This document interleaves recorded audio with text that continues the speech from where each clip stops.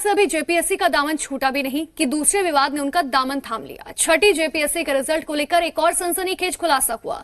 बताया जा रहा है कि रिजल्ट में नेत्रहीनों की जगह पर नेत्रवानों की बहाली कर दी गई। जी हां, रिजल्ट में विजुअली इंपैक्ट रिजर्व कोटे को ही रिजर्व डिकोड कर दिया गया। रिपोर्ट देखिए। छठी जेपीएससी की कार्यप्रणाली का इम्तिहान खत्म होने का नाम ही नहीं ले रहा। अब छठी जेपीएससी के रिजल्ट में नेत्रहीन दिव्यांग की जगह सामान्य अभ्यर्थियों की बहाली का मामला सामने आया है। आरोप है कि रिजल्ट में विजुअली इंपैक्ट रिजर्व कोटे को डी रिजर्व कर दिया गया। हाईकोर्ट के अधिवक्ता राजीव कुमार ने न सिर्फ डी रिजर्व सीट की बहाली का मुद्दा उठाया है, बल्कि सिपाही नियुक्ति घोटाला में भी फंसी ब्लैक लिस्टेड कंपनी का मुद्दा उठाया, जिसे जेपीएससी में नियुक्ति का जिम्मा दिया गया है। हाईकोर्ट के दूसरे अधिवक्ता सुभाषिष रसिक सोरेन ने भी रिजल्ट प्रक्रिया पर सवाल उठाया है।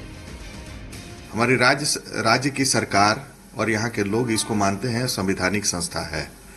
इनफैक्ट ये इन राइटिंग संवैधानिक संस्था है, लेकिन ये इसके क्रियाकलाप जो है ना, ये बिल्कुल संवैधानिक संस्था जैसा नहीं है। तो ये कहने का आशय ये है कि तो 2 पोस्ट को जो दूसरे लोगों को दिया गया है, ये अनुशंसा अपने आप में भी 2 पोस्ट के लिए गलत है।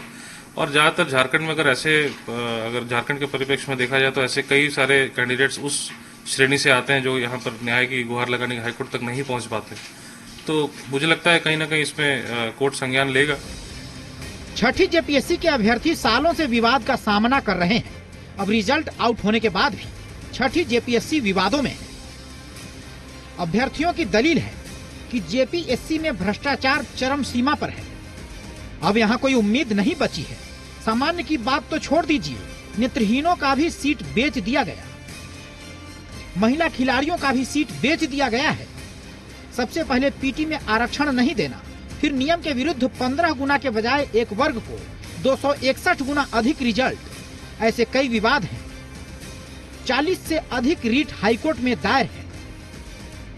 नेत्र वालों का चयन हो गया है, ये तो बहुत गंभीर मामला है। हम आपको बताना चाहेंगे इस परीक्षा में पिछले 4 सालों में जो आंदोलन हुआ और जो अनियमितताएं सामने नजदीक आई है, इसमें सबसे महत्वपूर्ण मुद्दा रहा जब पीटी का रिजल्ट आया। तो पीटी में देखिए पहला पॉइंट नंबर 1 में आरक्षण ही समाप्त कर दिया गया है। मैं इसे इस रूप में देखता हूं कि ये भ्रष्टाचार की पराकाष्ठा हो गई है। जेपीएससी में व्याप्त भ्रष्टाचार एकदम चरम सीमा पे पहुंच गया है। अब इससे ऊपर भ्रष्टाचार की कोई गुंजाइश नहीं है। पूरे मसले पर बीजेपी ने सरकार को घेरा है। बीजेपी प्रदेश अध्यक्ष दीपक प्रकाश ने कहा कि सरकार दृष्टिहीन हो चुकी है, इनको मेधावी छात्रों की चिंता नहीं है। राज्य सरकार के पास दृष्टि नहीं है और इनको मेधावी छात्रों के बारे में कोई चिंता नहीं। जेपीएससी के माध्यम से लोगों को रोजगार मिले, ये उनके माथे पर शिकन भी नहीं। वहीं सत्ता पक्ष के घटक दल कांग्रेस और जेएमएम ने सरकार का बचाव किया है। कांग्रेस की दलील है कि मामला कोर्ट में है, इसलिए सरकार कुछ नहीं कर सकती। हम कोर्ट के फैसले को मानेंगे। वहीं जेएमएम प्रवक्ता मनोज पांडे ने बीजेपी पर जनता को गुमराह करने का आरोप लगाया और कहा कि अब तक बीजेपी के शासनकाल में जेपीएससी की 4 परीक्षाएं हुई और सभी विवादों में रही। जेपीएससी में जो अनियमितताएं बरती गई पूर्व की सरकारों में, हम उस सारी अनियमितताओं को दूर करेंगे। 4 परीक्षा इनके शासनकाल में हुआ, माने भाजपा के शासनकाल में, चारों में घोटाले।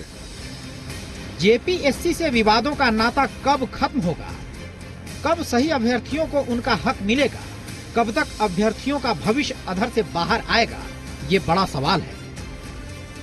मदन, जी मीडिया, रांची।